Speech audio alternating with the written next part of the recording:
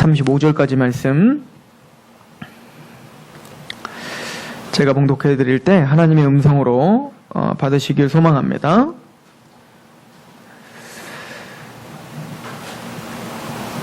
에서가 40세에 헷족 속 부에리의 딸 유딕과 헷족 속 엘론의 딸 바스맛을 아내로 맞이하였더니 그들이 이삭과 리브가의 마음에 근심이 되었더라. 아멘.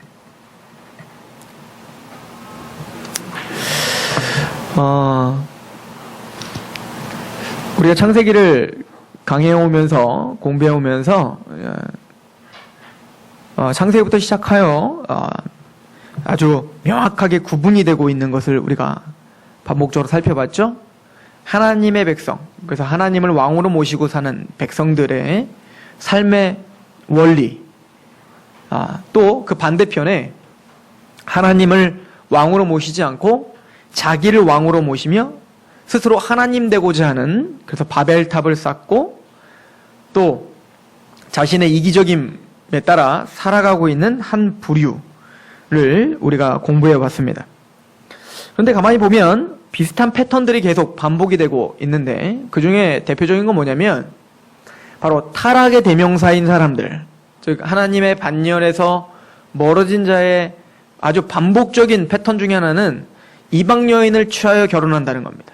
이방 여인을 취하여서 결혼을 하더라라고 하는 거죠. 그 반대로 하나님의 백성들은 혼인의 문제에 있어서 대단히 신중했고 특별히 윗권위자에 의하여 정해진, 말하면 중매죠. 부모의 중매, 특별히 이방 여인이 아닌 자기 혈족에서 찾아서 결혼을 하는 모습을 보여주고 있죠. 그래서 이삭은 한술 더 떠서 그렇게 아브라함이 그의 종과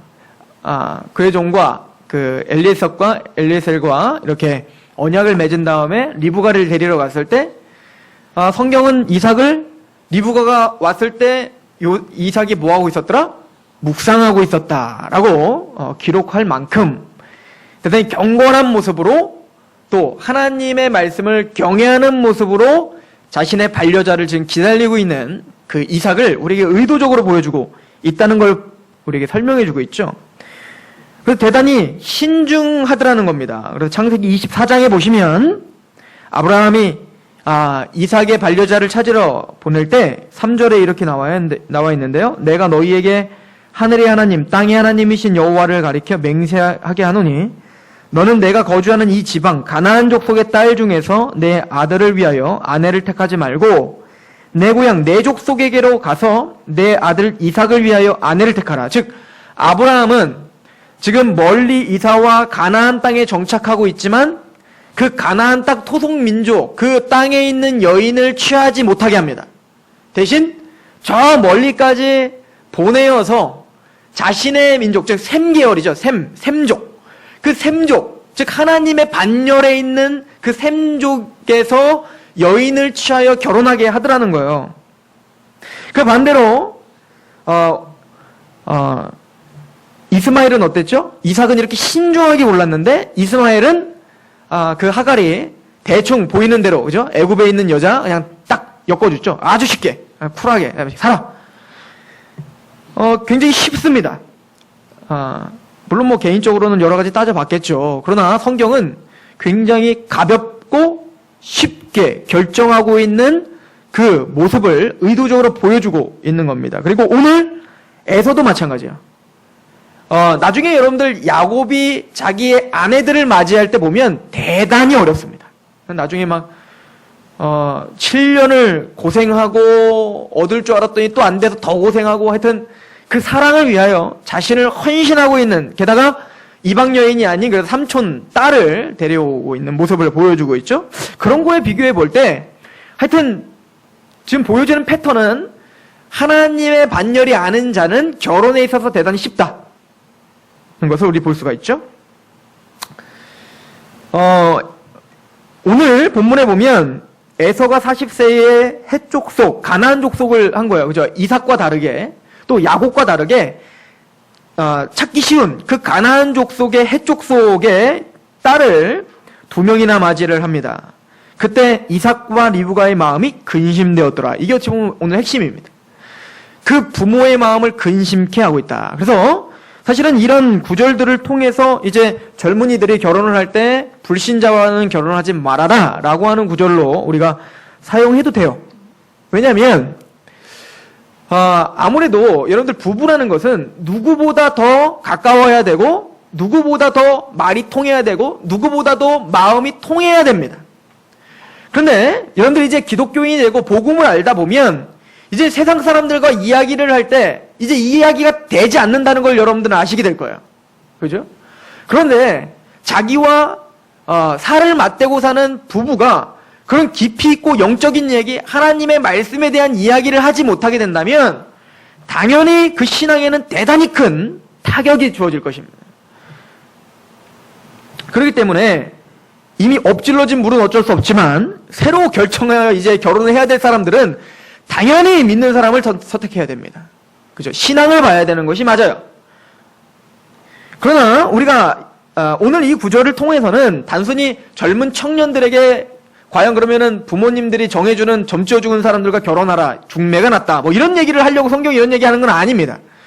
특별히 이 남녀 간의 이 결혼과 연합에 대한 문제는 특별히 예수 그리스도와 교회의 연합과 관련이 있고 신앙적인 이야기에 대단히 큰 이야기이기 때문에 하나님은 이 결혼의 문제를 통하여서 이방인과 결혼하는 것을 금지시킴을 통해서 우리 교회에게 지금 영적인 정결과 영적인 거룩을 위하여 그게 얼마나 중요한 일인지를 보여주고 있고 또 오늘 설교를 통하여서 과연 그럼 우리가 이것을 접할 때 난 이미 결혼했으니까 땡 이게 아니라 이 말씀을 통해서 과연 우리가 신앙생활을 할 때 그럼 내가 이방 여인을 취하고 있는 건 무엇인지 이렇게 우리가 적용을 하는 중요한 영적 원리가 오늘 담겨져 있음을 우리 같이 살고하게 될 것입니다. 성경은 단순히 이방 여인이기 때문에 결혼하면 안 된다는 말은 아니에요. 여러분들이 잘 아는 것처럼 믿음의 선진들 대부분은 아니지만 많은 경우 이방인들과 결혼했지만 하나님이 책망하지 않는 경우가 허다합니다. 대표적으로 요셉이 그랬죠? 요셉이 애굽에 가서 애굽의 총리가 되고 결혼하려고 가나안 땅까지 사람을 보내가지고 결혼하지 않았어요. 애굽에 있는 여인을 취하여 결혼했다고요. 또한 모세도 나중에 보면 구스 여자 때문에 미리암이랑 아론이와 삿대질하고 덤볐다가 하나님이 그 사람들 문둥병 걸리게 한 거잖아요. 그러니까 하나님은 모세가 구스 여인을 취했을 때 그것을 나무라지 않았단 말이죠. 또한 우리가 잘 아는 대로 예수님의 그 반열인 다윗의 왕의 위선조의 할머니 중엔 룻이 있죠. 룻. 그죠? 룻은 모압 여인이에요. 이방 여인이라고요. 그러니까 단순히 이방 여인이기 때문에 안 돼가 아니라 하나님은 그러니까 우리 하나님의 백성들에게 왜 그럼 이방 여인과 결혼하면 안 되는지에 대한 뭘 걱정하는지에 대한 원리를 우리에게 보여주고 있다는 얘기인 거죠. 간단히 얘기해서 이방 여인과 결혼을 하게 되면 이스라엘 백성들이 우상 숭배에 빠지는 경향이 99.9%이기 때문에 그런 거예요. 결혼이라는 건 단순히 사랑 갖고 하는 거 아니잖아요. 사랑뿐만 아니라 결혼을 하면 두 사람의 모든 문화가 만나야 되고 가정이 만나야 되는 일륜지 대사란 말이에요. 그 얘기는 우리의 인생에 지대한 영향을 끼친다는 거죠. 문화가 바뀌어야 될 수도 있고 내 가치관이 바뀌지 않으면 도저히 살아갈 수도 없게끔 부딪힐 수가 있단 말이에요. 얼마 전에 TV 프로에 재밌는 걸 하더라고요. 요즘 케이블 TV가 많으니까 이제 별 방송이 다 하더라고요. 봤더니 연예인들 나와서 그 종교를 갖고 있는 연예인들이 쫙 나온 거예요. 그래서 종교 갈등, 가족 가운데 종교가 다른 것 어떻게 생각하냐. 그래서 기독교 며느리들이 대부분 다 기독교인들이 많고 부인들 거의 불교들이 많고 막 그렇게 포진되어 있더라고요. 근데 사실은 그런 토론 자체가 잘못됐어요. 그 토론 자체가 사실은 할 수가 없는 겁니다. 왜냐하면 기독교는 욕 먹어야 맞는 거예요. 배타적입니다. 예수 그리스도가 아니면 지옥이라고 하는 확실하고 명확한 진리가 있어요. 다른 종교는 그렇지 않습니다. 다른 종교는 이 종교도 되고 저 종교도 되는 거예요. 올라가는 산의 꼭대기는 많은데 꼭대기는 하나인데 올라가는 길이 달라요. 이슬람 길도 있고 불교 길도 있고 뭐 마호멧 길도 그런 것들 하나도 없으면 저기 정한수 떠놓고 비는 길도 있는 것처럼. 그러나 기독교는 달라요.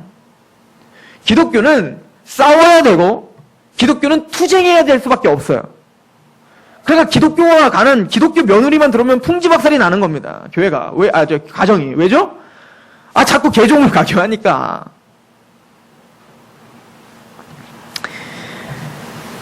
이것은 왜 그러냐면, 근데 그 한 며느리가 연예인인데 아주 좋은 얘기를 하더라고요. 뭐냐면, 자기는 같은 신앙인들끼리 결혼하는 게 맞다고 생각한다. 그 이유는 자기도 결혼을 해보니까 결혼이라는 것은 정말 가치관의 문제인데, 이건 단순히 감정이 좋아서 사는 것은 한 3, 4년이면 끝나던데, 그 뒤로는 정말 가치관이 맞고 대화가 맞아야 되고 마음이 서로 통해야 되는데, 그것이 힘들다면 사실은 너무 큰 문제이기 때문에 당연히 결혼하기 전에 종교를 잘 따져서 결혼하는 게 맞다. 이렇게 이야기를 하죠.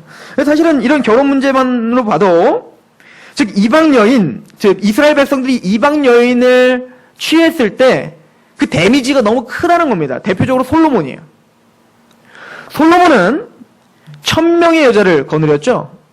근데 그 대부분이 다 이방 여인이에요. 다 이방 여인. 그래서 열왕기 상에 보면 그 솔로몬에 대하여 이렇게 평가를 합니다. 열왕기상 11장 1절에 솔로몬 왕이 바로의 딸 외에 이방의 많은 여인을 사랑하였으니, 사랑하는 거야. 막 다 좋은 거야. 이 사랑이란 말이 참 이따가 다시 설명하겠지만, 곧 모압과 암몬과 에돔과 시돈과 헷 여인이라, 그러니까 지 마음에 들면 그냥 결혼하는 거죠. 뭐 돈도 있겠다, 권력이 있겠다, 뭐 이스라엘의 가장 영화로웠던 시절을 보냈던 왕이기 때문에. 2절에 여호와께서 일찍이 이 여러 백성에 대하여 이스라엘 자손에게 말씀하시기를, 너희는 그들과 서로 통혼하지 말라. 그들도 너희와 서로 통혼하게 하지 말라. 그들이 반드시 너희의 마음을 돌려 그들의 신을 따르게 하리라 하셨으나 솔로몬이 그들을 사랑하였더라. 왕은 후궁이 700명이요 첩이 300명이라 그의 여인들이 왕의 마음을 돌아서게 하였더라. 솔로몬의 나이가 많을 때에 그의 여인들이 그의 마음을 돌려 다른 신을 따르게 하였으므로 왕의 마음이 그의 아버지 다윗의 마음과 같지 아니하여 그의 하나님 여호와 앞에 온전하지 못하였으니. 솔로몬이 넘어졌어요. 여러분들, 솔로몬이 넘어졌다고요. 천번의 제사를 지냈던, 너 뭘 갖고 싶니? 부귀영화도 그 어떤 것도 나는 필요치 않습니다. 하나님이 지혜를 주실, 분별하고 싶습니다. 하나님의 뜻대로 이 백성을, 그랬던 솔로몬이 넘어졌다고요. 그럼 여러분들 자신 있으시냔 말입니다. 하나님은 우리 연약함을 너무 잘 알기 때문에 우리의 정결과 우리 교회의 거룩을 하나님은 지켜주길 원하는 거예요. 그러나 솔로몬의 택함의 그 원칙은 하나입니다. 내가 좋으니까. 내가 좋은데 어떻게 할 거야? 내가 사랑하면 끝이에요. 이게 오늘날 우리가 오해하는 사랑입니다. 제 친구들을 만나도 또 교회 안에서 이야기를 해도 부부가 되면 사랑으로 사는 게 아니야. 정으로 사는 거야. 자식 때문에 살지. 뭐 이런 이야기들을 합니다. 그죠? 그 말이 잘못됐단 말입니다.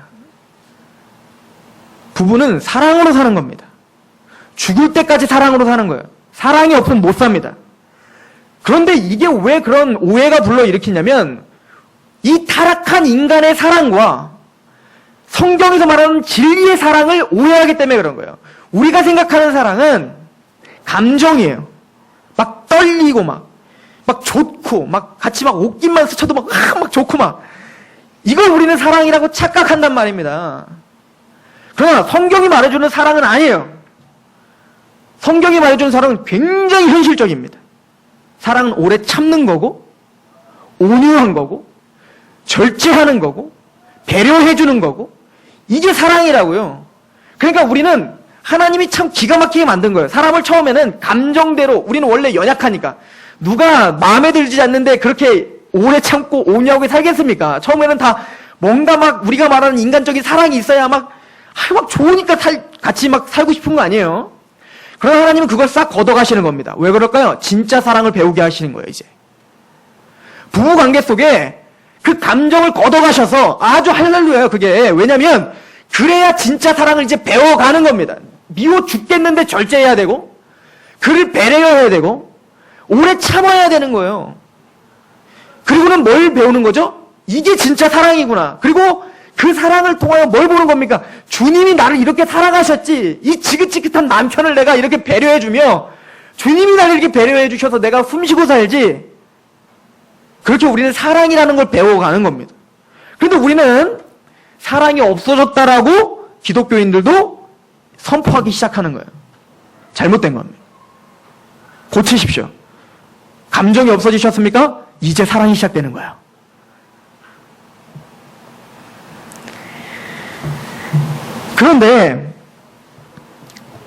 그런데 이 감정에 치우친 사랑이 문제인 거예요. 솔로몬은 감정에 새로운 사람을 만나면 막 감정이 좋죠. 새로운 사람 만나면 그 새로운 걸 시작할 때 그 느낌이 있다고요. 꼭 사랑해서가 아니라 뭔가 새로운 걸 접하면 좋아요. 그죠? 하여튼 뭐든 비싼 게 아무리 좋은 게 있더라도 내가 항상 갖고 있었던 거는 별로 좋아 보이지 않고 감정이 그래요. 그런데 조그만 거라도 새로운 걸 하나 타서 딱 뜯었을 때 그 기쁨이란, 그 흥분이란 너무 좋은 건데 사람은 그거를 사랑이라고 착각한다고요. 솔로몬이 1000명이나 아내를 들였던 이유는 딱 하나죠. 그걸 사랑이라고 착각했던 거예요. 그래서 말을 하죠. 분명히 하나님의 말씀에는 통혼하지 마, 많은 여인들을 갖지 마라고 했지만 여기 보면 신들을 따르게 하리라 하였으나 하나님은 하지 말라고 하였으나 솔로몬이 그들을 사랑하였더라. 여기에 무너지는 거예요. 여러분들이 왜 하나님의 말씀보다 세상의 것들을 들여오기가 더 쉽죠? 결론은 하나요. 그걸 더 사랑하였더라. 이 막 감정이 거기에 치우쳐 있기 때문에 하나님 말씀이 아무리 그거는 아니야. 그게 진짜 사랑 아니야. 그거 갖지 마. 말씀에 집중해. 나를 사랑하란 말이 아무리 말해도 하나님은 항상 거기 계실 것 같고 저거는 지금 내가 갖고 있지 않으면 잃어버릴 것 같은 그 불안함이 우리를 사랑이라고 착각하게 만드는 거죠. 즉, 이 불신앙에 있는 그 사람들의 선택의 기준은 하나입니다. 내가 좋은 거예요. 우리가 지금 포스트 모던이라고 하는 시대에 살아요. 이게 뭐냐면 파편한데 진리가 없다는 거죠. 그럼 진짜 진리는 뭐냐면 내가 좋고 내 마음에 드는 게 진리라고 생각하는 시대예요. 예를 들어서 케이블 TV가 그런 거예요. 왜 이렇게 채널이 많아야 되죠? 옛날엔 딱 3개면 됐는데 그렇게 많아야 되는 거예요. 왜냐면 이제는 뭔가 규격화해서 나에게 요구하지 말라는 거예요. 진리는 뭐예요? 내가 선호하고 내가 좋은 게 진리예요.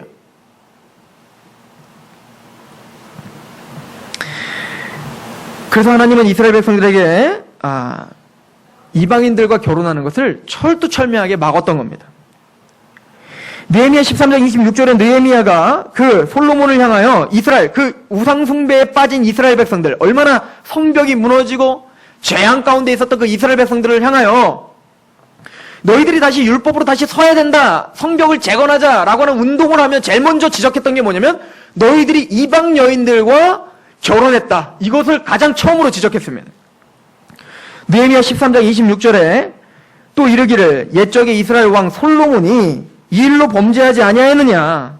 그는 많은 나라 중에 비길 왕이 없이 하나님의 사랑을 입은 자라. 하나님이 그를 왕으로 삼아 온 이스라엘을 다스리게 하셨으나 이방 여인이 그를 범죄하게 하였나니 너희가 이방 여인을 아내로 맞아 이 모든 큰 악을 행하여 우리 하나님께 범죄하는 것을 우리가 어찌 용납하겠느냐. 그러니까 하나님은 이방 여인을 드린 그 자체의 문제가 아니라 예를 들어 모세 같은 경우는 이방 여인을 드려도 괜찮았죠. 왜요? 모세의 신앙이 흔들리지 않았어요. 차라리 그 구스 여인을 변화시켰죠.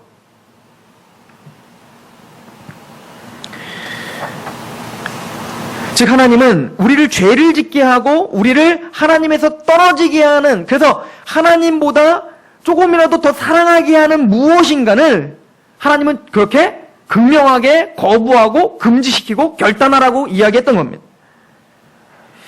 즉, 이 하나님의 백성들이 아닌 이 사람들이 택하는 방법은 안목의 정욕에 움직입니다. 보기 좋은 것들을 택하는 거죠. 그래서 이 사람들이 이방 여인들을 택하는 그 원리를 보면 우리가 하나님과 복음과 진리가 아닌 세상의 것들에 눈을 돌리는 원리와 똑같다는 거예요. 그래서 오늘 이 말씀은 우리에게 참 중요한 메시지를 두드라는 거죠. 창세기 6장을 보시면 우리가 잘 아는 대로 네피림이 태어난 이야기, 즉 처음으로 이방 여인을 택하는 장면이 보여지는데, 즉 가인의 반열, 하나님의 택함받지 못한 가인의 반열들과 그 반대에 그들을 변화시켜야 될, 그죠? 그 타락한 자들의 대항마로서 하나님은 누구를 남겨놓으신 거예요? 바로 셋의 반열들, 즉 거룩한 하나님의 반열들을 남겨놨어요. 즉 이 세상이 다 무너질 건데 그 세상의 대항마로 누구를 만든 것처럼, 저와 여러분들을 남은 자로 뽑은 것처럼. 그런데 그렇게 거룩해야 될 교회가 이제는 어떻게 한 겁니까? 그 하나님의 아들들이 이제는 사람의 딸들을 취하여 결혼하는, 즉 이방 여인을 취하는 장면이 제일 처음 나오고 있는데, 그 원리를 보시면 6장 2절에 하나님의 아들들이 사람의 딸들의 아름다움을 보고 안목의 정욕에 따라 움직이고 있다는 거죠. 마찬가지로 교회, 하나님의 거룩해야 될 교회가, 하나님의 거룩한 신부가 될 교회가 이제는 하나님의 백성, 그 언약의 백성, 하나님의 원리대로 사는 것과 결혼하여 짝을 하고 같이 하나님의 나라를 완성해야 될 사람들이 이제는 뭡니까? 이방 여인을 취하는 이스라엘과 또 하나님의 아들처럼 우리가 세상을 그렇게 어떻게 하고 있다는 거예요? 취하며 산다는 거예요. 뭐로? 아름다움을 보고 그 화려함과 그 어떤 좋은 것들을 보며 산다는 거죠. 그리고 3절에 보시면 여호와께서 이르시되 나의 영이 영원히 사람과 함께 하지 아니하리니 이는 그들이 육신이 됨이라. 지금 뭡니까? 영적 이제 존재가 안 되는 거죠. 육신, 즉 정욕, 육체의 정욕과 이생의 자랑과 어떤 보여지고 만져지고 감각되고 나를 즐겁게 해주고 나를 쾌락을 주는 것들에만 매여서 사는 사람, 이것이 바로 세상 사람들의 특징이다 라고 하는 것을 보여주고 있습니다. 또 하나 대표적인 사람은 바로 삼손입니다. 삼손은 딥나에 내려가서 블레셋 사람 여인을 데려다가 결혼을 하려고 하죠. 그것 때문에 큰 곤욕을 치르게 되는데요. 그때 부모에게 가서 말합니다. 삼손은 나시린입니다. 나시린은 구별된 자예요. 즉 나시린은 우리를 상징합니다. 구원받은 하나님의 백성들. 그런데 그 삼손이 블레셋에 가서 블레셋 여인을 아내로 달라라고 할 때 그 부모가 이렇게 만류하죠. 사사기 14장 1절. 삼손이 딥나에 내려가서 거기서 블레셋 사람의 딸들 중에 한 여자를 보고 올라와서 자기 부모에게 말하여 이르되 내가 딥나에서 블레셋 사람의 딸들 중에서 한 여자를 보았사오니 이제 그를 맞이하여 내 아내로 삼게 하소서 하매 그의 부모가 그에게 이르되 내 형제들의 딸들 중에서나 내 백성 중에서 어찌 여자가 없어서 내가 할례받지 아니한 블레셋 사람에게 가서 아내를 맞이하려 하느냐 하니 삼손이 그의 아버지에게 이르되 내가 그 여자를 좋아하니 나를 위하여 그 여자를 데려오소서. 이걸 막을 수가 없는 거예요. 이유는 내가 그 사람 좋다니까? 아니 하나님이 그렇게 하지 말라고 했잖아. 아니 내가 좋다니까? 아니 내가 하나님이 미워하지 말라고 했지, 비판하지 마. 아니 내가 비판하고 싶다니까? 그런 끝이에요. 우리는 지금 이 원리대로 살아가고 있는 거예요. 꼭 이 블레셋 여인을 취하는 삼손이 그 세상의 원리대로 이방 여인을 끄집어들인 것처럼 거룩하고 하나님의 백성들, 정결해야 될 하나님의 백성들, 교회가 이제는 보기 좋고 내가 좋은 거에만 취하여 하나님 말씀을 등한시하는 것. 이것이 뭡니까? 바로 이방 여인을 취하는 영적 의미인 거예요. 우리한텐. 수두룩하게 우리는 1000명의 여자를 거느리는 솔로몬과 같은 사람들인 거죠. 솔로몬이 또 하나 그 이방 여인을 취했던 이유는 하나입니다. 뭐죠? 내가 좋으니까. 두 번째는 정략결혼이에요. 다 정략결혼이었습니다. 하나님이 복을 주고 장대하게 하고 아주 금이 남아돌아 어떻게 하지를 못했잖아요. 그리고 많은 저 끝에서부터 그 솔로몬의 지혜를 듣고자 오고 얼마나 명성이 자자했으며 그러다 보니까 그런 걸 못 봤을 때는 그런 게 욕심이 나지 않는데 그런 걸 누리고 그런 걸 보기 시작하니까 솔로몬이 어떻게 됐을까요? 더 쟁취하고 싶고 이걸 더 지키고 싶은 거예요. 그게 차라리 없었으면 없거나 있거나 괜찮은데 그게 한 번 나에게 있으니 어떻게 할까요? 이제 그거를 지키고 싶은 욕심이 생긴 겁니다. 그래서 어떻게 한 거예요? 이제는 정략 결혼을 하기 시작한 거예요. 그러니까 1000명이나 데리고 다 좋았고 다 데려온 게 아니라 사실은 정략 결혼이 많았어요. 그러니까 이 사람과 화친을 맺으려고 그래서 내가 더 광대하고 내가 갖고 있는 것을 보호하기 위한 정략 결혼들, 즉 뭐죠? 인생의 번영을 위한 타협인 거죠. 하준이가 요즘에 제 아들이 다리를 교정하느라고 신발을 1년 동안 똑같은 것만 신어요. 지금까지 그러니까 빨아주지도 못했어. 근데 그 신발을 1년 동안 신는데 하준이 신발장에는 하준이 신발이 한 7켤레, 8켤레가 있다고요. 한 번도 안 신어본 신발까지 그 교정해야 되는지는 모르고 샀던. 근데 엊그저께는 얘가 이걸 신는데도 전혀 아무렇지도 않았거든요. 요거 하나만 신는데도. 그런데 엊그저께 제 신발끈이하고 신발장을 딱 열었는데 하준이가 깜짝 놀란 거예요. 와, 이쁜 신발 많다. 하준이 신발 많은 애, 그때부터 갈등이 생기기 시작하는 거죠. 안 봤으면 괜찮은데 이게 보니까 미치는 거예요. 이게 안목의 종류. 이게 우리거든요. 그렇기 때문에 타협하기 시작하는 겁니다. 그렇기 때문에 그것들을 어떻게 하는 거예요? 취하기 시작하는 거예요. 그게 문제라는 거예요. 그게. 그래서 결론은 솔로몬에게 하나님은 징계를 주십니다. 즉 12지파를 다 찢어버립니다. 그런 10지파는 나중에 여로보암에게 주고 그리고 한 지파, 유다 지파, 거기에 이제 베냐민까지 해서 그 조그만 지파만 솔로몬에게 내가 주겠다라고 하는 것이 왕상에 예언되어 있습니다.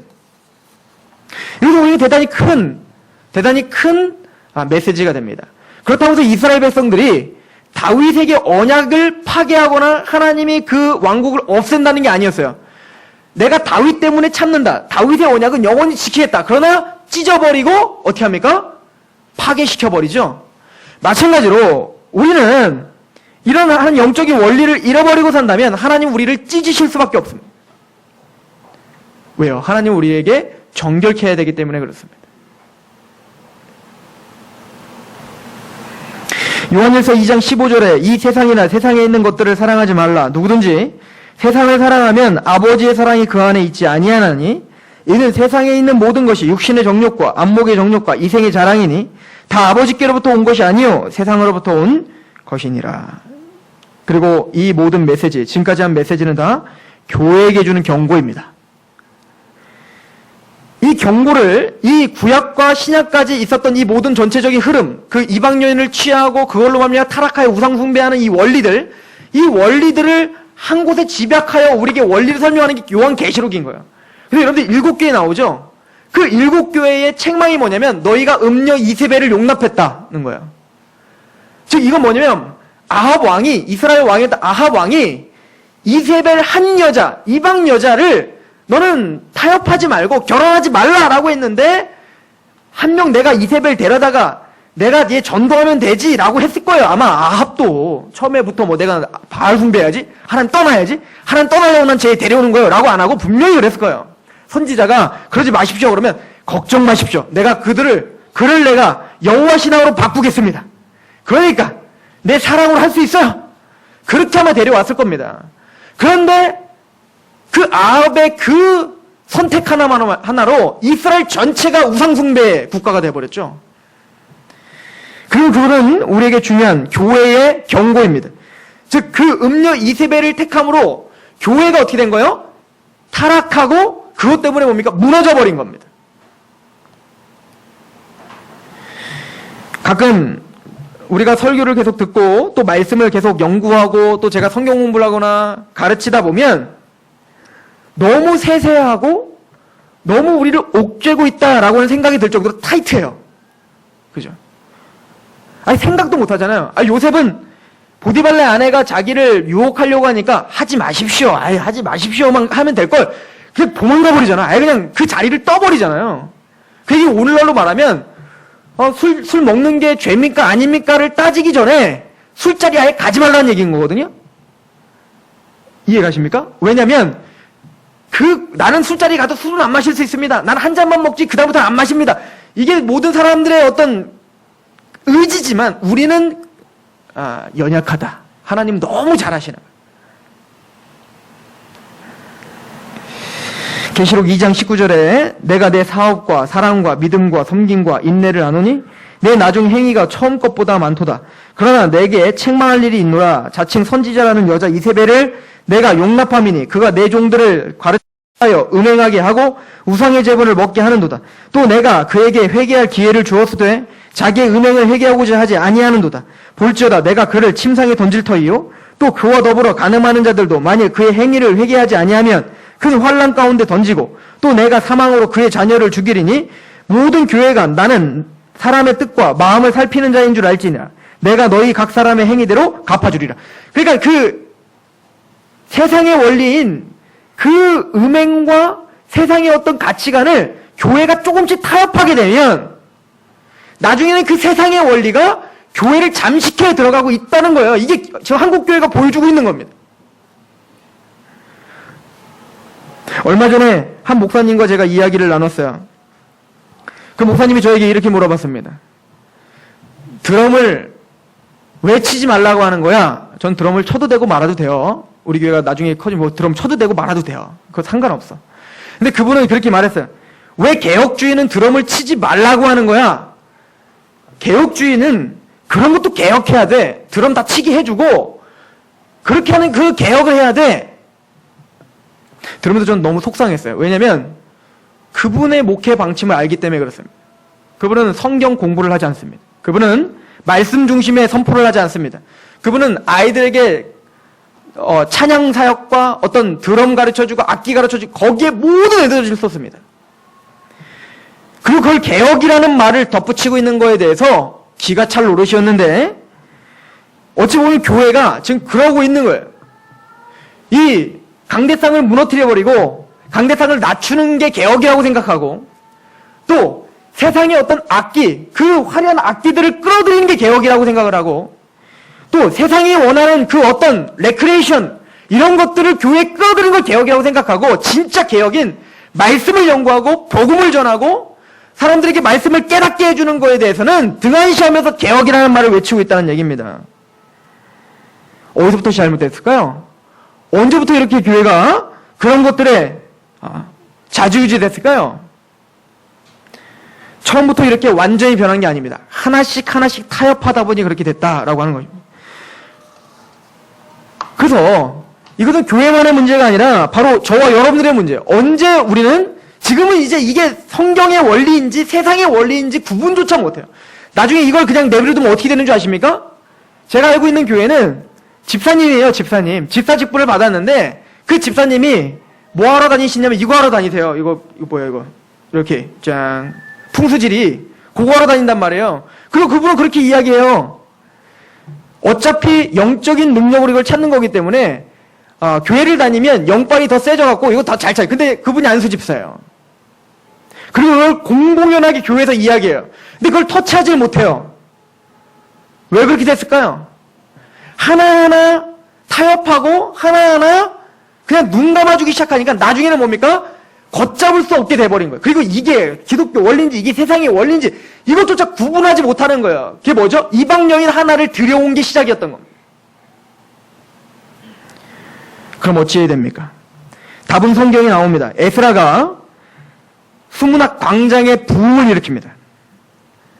무너졌던 이스라엘을 다시 회복시키는 부흥을 일으킬 때 에스라가 주목했던 건 뭐냐면 바로 하나님의 율법에 주목했던 거였어요. 요시야가 개혁운동을 합니다. 아합을 통해서 그렇게 풍지박살난 그 이스라엘에 드디어 하나님의 개혁이 시작됐는데 요시야가 언제부터 개혁이 시작됐죠? 성전에서 율법을 발견할 때부터였어요. 성경에 무지하면 당연히 신앙에도 무지할 수밖에 없습니다. 왜냐하면 성경의 원리가 아닌 우리는 세상의 원리를 끌어들이는데 너무 쉽고 내가 좋은 대로, 내가 살아야 하는 대로, 내가 하고 싶은 대로 하는 것이 우리의 원리이기 때문에 하나님의 말씀에 무지하면 영적으로도 무지하고 그게 믿음인 것 같으나 믿음이 아니라는 사실을 성경은 우리에게 가르쳐주고 있는 거예요. 그래서 에스라는 나는 하나님의 율법을 연구하고 준행하고 가르치기로 결단했다. 이 결단이 필요한 거예요. 그럴 때 부흥이 일어납니다. 그럴 때 무엇이 기독교적이며 무엇이 세상적인 건지를 구별할 수 있게 됩니다. 그래서 여러분들 열심히 성경 공부를 하셔야 된다. 열심히 성경을 연구하셔야 된다는 것입니다. 에스라가 그 부흥운동을 할 때 제일 먼저 한 게 뭡니까? 율법을 통해서 봤을 때 수두룩하죠. 그 잡다한 죄들이 많은데 그 많은 죄들이 있었지만 에스라는 하나를 딱 지목합니다. 너희들이 이방 여인과 결혼했다. 그래서 에스라서 나중에 10장을 한번 읽어보세요. 거기는 사람 이름이 쫙 나열되는데 어떤 사람인 줄 아십니까? 바로 이방 여인과 결혼한 이름들을 다 조사해서 기록해놨어요. 저와 여러분들의 영적인 문제는 어디서부터 시작된 겁니까? 여러분들이 지금 영적으로 좀 침체되어 있습니까? 또 여러분들이 이게 기독교적 원리인지 이게 세상의 원리인지 구분이 안 갈 만큼 종교혼합주의에 우리가 빠져 있을 수 있어요. 구원받은 하는 백성들도. 그럼 어디서 시작돼야 될까요? 무엇이 잘못됐을까요? 무엇이 여러분들의 그 죄를 만들어내는 이방 여인이었을까요? 하나님 말씀 앞에 서셔서 철두철미하게 연구하십시오. 그리고 찾아내십시오. 그리고 조사하시고 그것들을 자르십시오. 거기서 부흥이 일어날 것이고 여러분들의 영적 회복이 일어날 것입니다. 진지하게 신중하게 말씀을 나와 적용시키시고 여러분들이 쓰러졌던 그곳에서 다시 시작하십시오. 기도하겠습니다.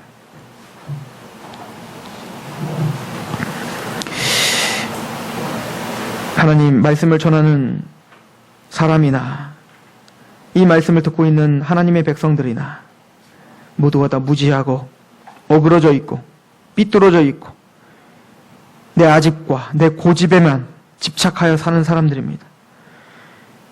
하나님의 말씀은 날선 검과 같고 우리의 골수와 영과 그 모든 하나님이 원하시는 대로 우리를 찔러 쪼개어 마침내 하나님의 장사한 분량으로 세우는 능력 있는 말씀이오니 주여, 우리가 말씀 앞에 설 때 눈을 여셔서 우리가 어디서 넘어졌는지, 우리가 취하고 있었던 이방 여인은 무엇이었는지, 지금 이 문제의 원인은 무엇인지 잘 분별하여 그것들을 자르고 그것부터 새로 시작할 수 있는 지혜와 그런 용기와 그런 믿음을 허락하여 주옵소서. 에스라처럼 우리가 말씀을 연구하고 준행하고 가르치기로 다시 한번 결심하겠사오니 그 결심이 베드로의 결심처럼 내 열심으로 하는 것이 아니라 하나님이 주시는 열심으로 하나님이 함께 하시는 그 은혜로 마침내는 승리의 열매를 맺을 수 있도록 주여 도와 주옵소서. 예수님의 이름으로 감사하며 기도합니다. 아멘. 우리 찬송합시다.